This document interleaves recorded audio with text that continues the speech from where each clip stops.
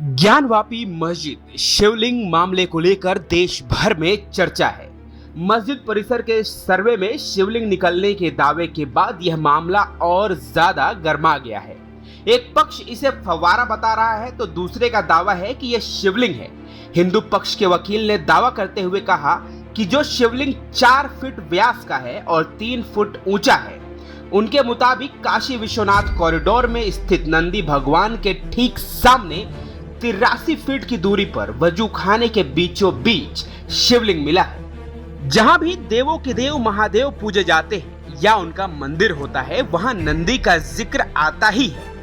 शिव की मूर्ति के सामने या मंदिर के बाहर शिव के वाहन नंदी की मूर्ति सदैव स्थापित होती है और यही कारण है, यही एक ठोस वजह है जो कि निकलकर सामने आ रहा है कि अगर नंदी स्थापित हैं तो उनके सामने वजू खाने में जो शिवलिंग के आकार का शिवलिंग दिखाई दे रहा है, जिसको कि दूसरा पक्ष फव्वारा बता रहा है, वो शिवलिंग ही है और नंदी का वहां पर शिवलिंग के सामने स्थापित होना इस बात की पुष्टि करता है।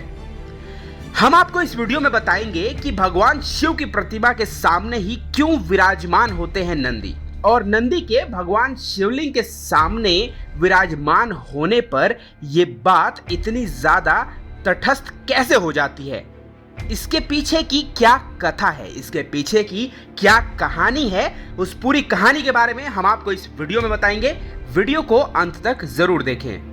शिव पुराण की कथा के अनुसार शिलाद मुनि के ब्रह्मचारी हो जाने के कारण वंश समाप्त होता देख उनके पितरों ने चिंता व्यक्त की और शिलाद मुनि भी परेशान हो गए। उनको लगा कि मेरे खत्म हो जाने के बाद यानी मृत्यु के बाद मेरे वंश को चलाने वाला कोई नहीं रहेगा। शिलाद मुनि योग और तप आदि में व्यस्त रहने के कारण वे गृहस्थ आश्रम में प्रवेश नहीं करना चाहते थे। शिलाद मुनि ने संतान की कामना के लिए इंद्रदेव को प्रसन्न करने के लिए तप किया। उन्होंने तपस्या की और उनसे ऐसे पुत्र का वरदान मांगा जो जन्म और मृत्यु के बंधन से मुक्त हो। इंद्रदेव प्रकट हुए और इंद्रदेव ने शिलाद मुनि के सामने अपनी असमर्थता जाहिर की, यानी उन्होंने कहा कि उनके पास इस तरह का पुत्र देने का अधिकार नहीं है, लेकिन उन्हें भगवान शिव को प्रसन्न करने की सलाह दे दी। इंद्रदेव की आज्ञा के अनुसार शिलाद मुनि ने भगवान शंकर की कठोर तपस्या की। उनकी तपस्या से प्रसन्न होकर भगवान शिव ने स्वयं शिलाद के पुत्र के रूप में प्रकट होने का वरदान दिया। भगवान शंकर के वरदान के कुछ समय पश्चात ही जब शिलाद मुनि यज्ञ कर रहे थे, तब उन्हें एक पुत्र की प्राप्ति हुई। शिलाद मुनि ने उन्हें शिव का वरदान समझा और उसका नाम नंदी रखा। जैसे ही नंदी बड़े हुए, भगवान शंकर ने मित्र और वरुण नाम के 2 मुनि शिलाद मुनि के आश्रम में भेजे। उन्होंने नंदी के अल्पायु होने की भविष्यवाणी की। शिलाद मुनि को जब यह ज्ञात हुआ और यह पता चला कि उनका पुत्र अल्प आयु है, वो परेशान हो गए। जब नंदी को यह बात पता चली तो उन्होंने मृत्यु को जीतने के लिए भगवान भोलेनाथ की कठोर तपस्या करने की ठानी और वन में जाकर शिव का ध्यान किया। इसके तत्पश्चात भगवान शंकर नंदी की तपस्या से प्रसन्न हुए और वो नंदी के सामने प्रकट हुए। उन्होंने नंदी से पूछा तो नंदी यह बात भूल गए कि वो अपनी अल्प आयु को बढ़ाने के लिए भगवान शंकर की तपस्या कर रहे थे।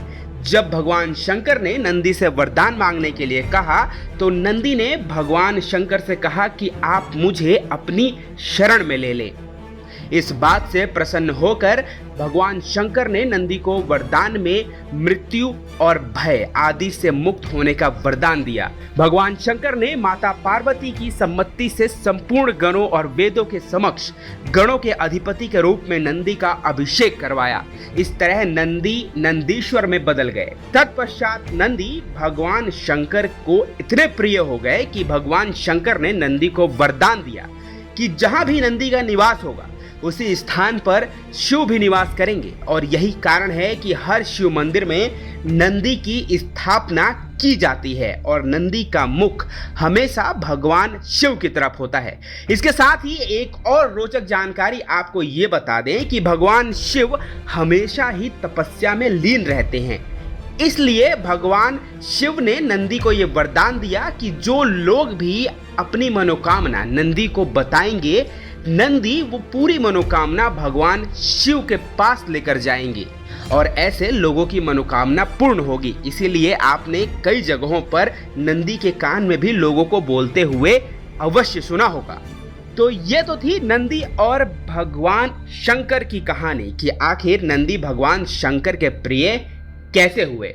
तमाम ऐसी ही जानकारियों के लिए आप हमारे चैनल को सब्सक्राइब करें और इस जानकारी को सिर्फ अपने तक सीमित ना रखें, अपने दोस्तों और रिश्तेदारों के साथ भी इस जानकारी को साझा करें।